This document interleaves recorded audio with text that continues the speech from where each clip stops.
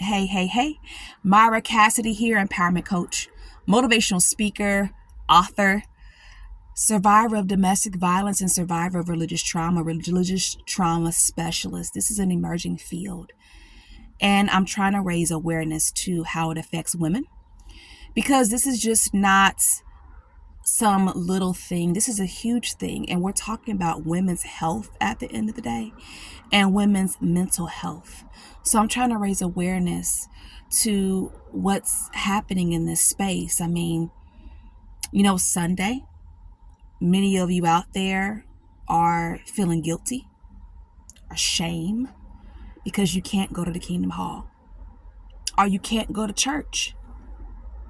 And that's the thing. So many women are experiencing these feelings and you don't know why. All you know is, I can't. I know that feeling well.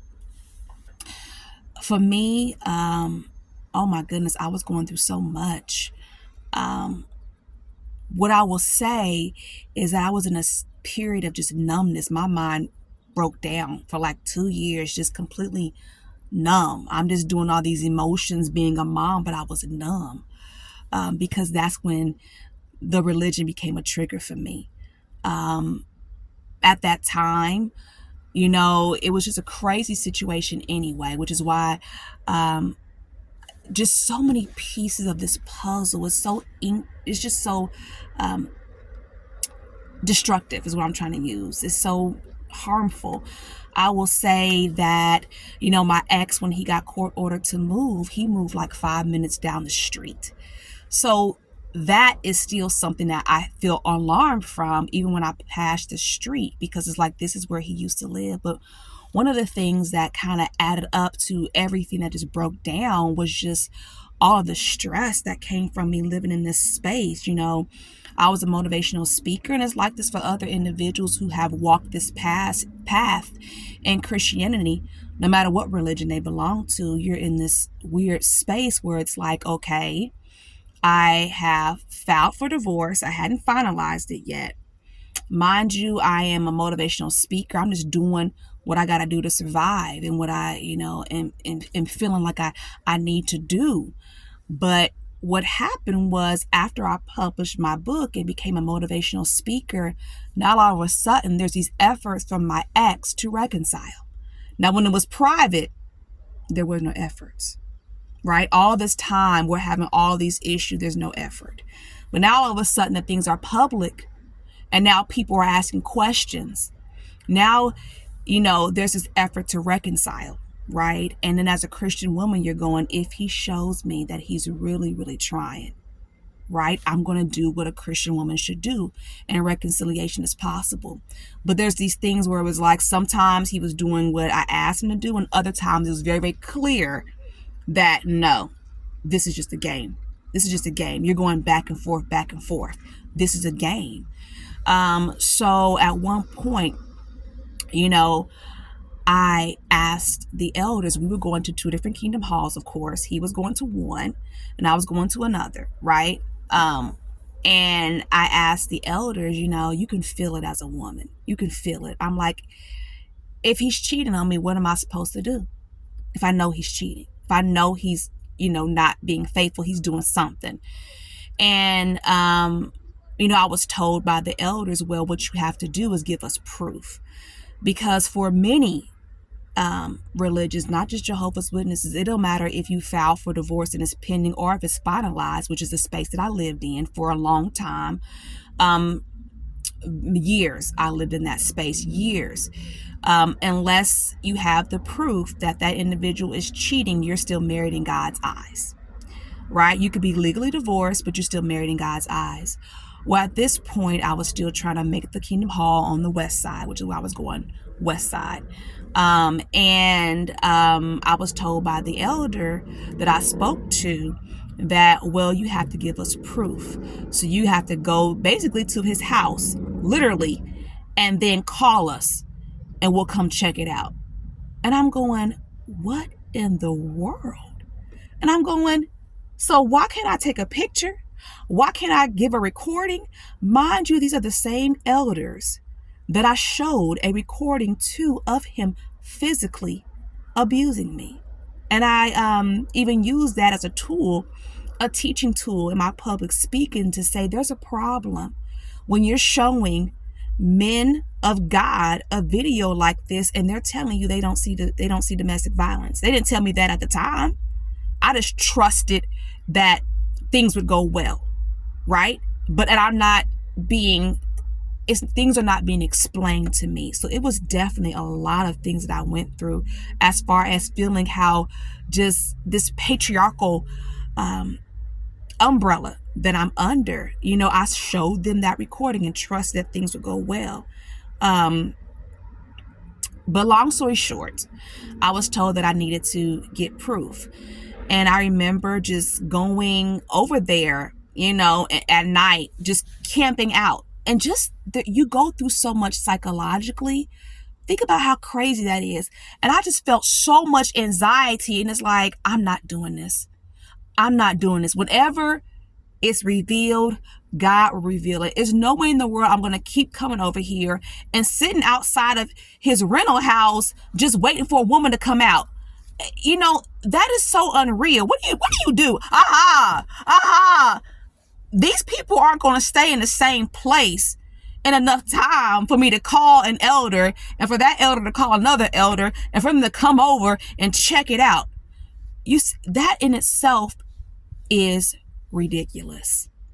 Not helping women who are being abused is abuse. Not helping someone is abuse.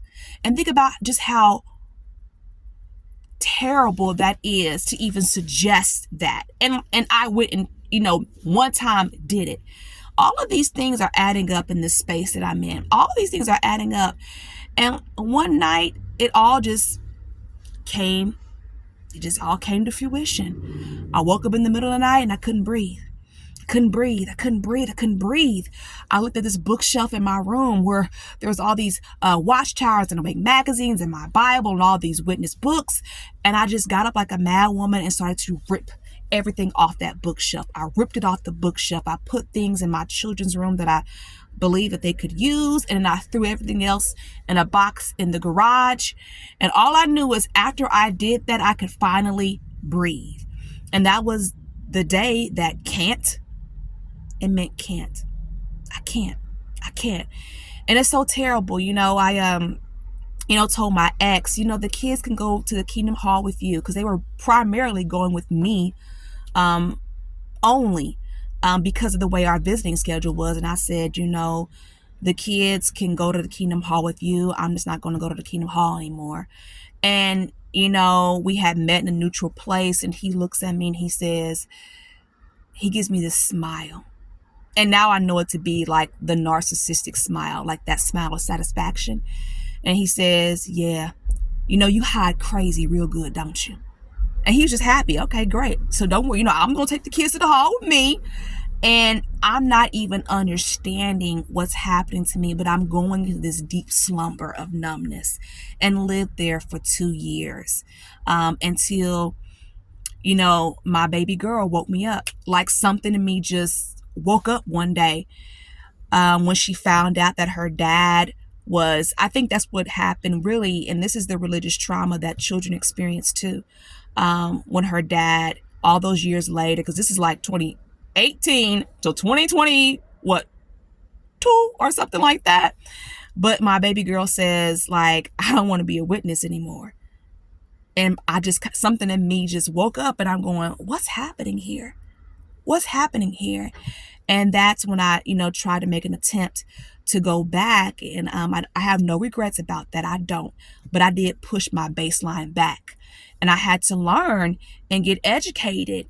And it took literally a mental health professional. I had gotten 3 opinions, and they were like, you cannot keep walking into your trigger like this. But literally, a mental health professional, she said to me, every time you go to the Kingdom Hall, you're electrocuting yourself. You are electrocuting yourself. You have to stop. And when you're in the space of religious trauma, literally to heal from it, you have to start not going to the Kingdom Hall. You have to start not going to church. And this is one big reason why I'm so concerned for women.